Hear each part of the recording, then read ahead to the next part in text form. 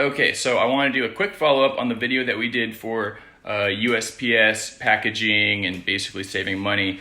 This is going to be dealing with Postal Service employees and basically the difference between flat, letter, and package. I don't know why this is, but a lot of USPS employees seem to have a huge problem with determining the difference between a flat and a package. And the difference in the cost is pretty big, especially when you're selling things that are under $10.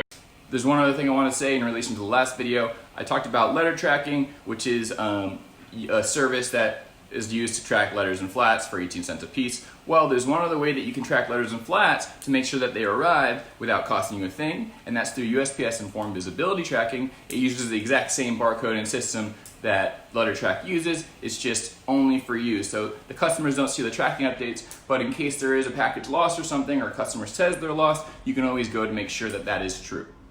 All right, so real quick, this is what a USPS Informed Visibility barcode looks like. This allows you to track normal letters and flats for free through a USPS Business Mail account. Definitely look into this. Cool system. It's free. So we've had a lot of problems with USPS employees at various post offices not approving our flats for the flat rate.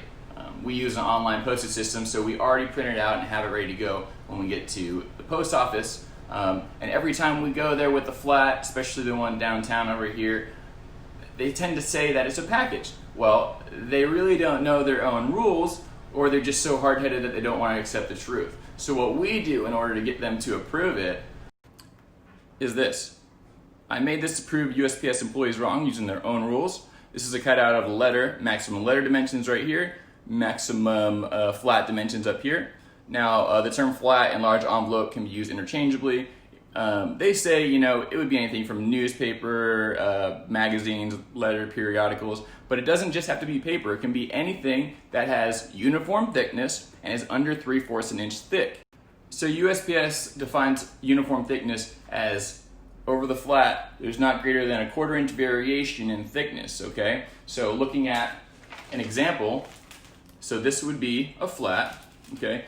It does have over a 1/4 inch variation in thickness. However, the exception to the rule is, and a lot of USPS employees don't know this, and this is the kind of the what they use to try to make you pay for a package, that an inch in from every side is where that uniform thickness rule starts. So if you have uniform thickness after this inch right here, inch right here, here, then everything after that is uniform, that is still a flat.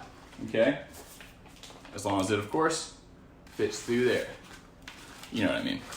Another good tip, if you can fit whatever's in your flat into 2 letter rate envelopes, then that'll actually be cheaper than whatever your flat rate is.